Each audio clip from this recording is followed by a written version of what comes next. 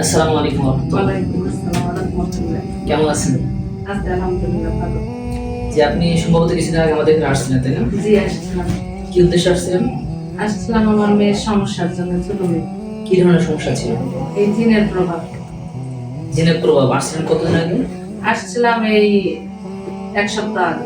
1 সপ্তাহ আগে। 1 সপ্তাহে কতটুকু পরিবর্তন হয়েছে? আলহামদুলিল্লাহ অনেকটাই পরিবর্তন হয়েছে। 100% এর ভিতরে কতটুকু দেওয়া যেতে পারে? 100% এর মধ্যে 99।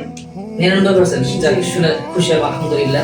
তবে দোয়া করি 99 না, 100-তে 100। কোরআন চিকিৎসা এমন একটা জিনিস যে কোরআনের মাধ্যমে যদি কেউ কোরআনে আমল করতে পারে বা কোরআনের প্রতি ইয়াকিন বিশ্বাস নিয়ে যদি কেউ চিকিৎসা করে থাকেন, জি। চিকিৎসা এবং যে রোগী দুজনের ভিতরে আলাদা একটা ভালো ফিল করে, জি কিন্তু এটার মধ্যে ইয়াকিন বিশ্বাস থাকতে হবে। জি। তো আমরা দোয়া করি আল্লাহ তাআলা তাকে পরিপূর্ণ সুস্থতা দান করুন, আজীবন সুস্থতা দান করুন, এটাই কামনা করি।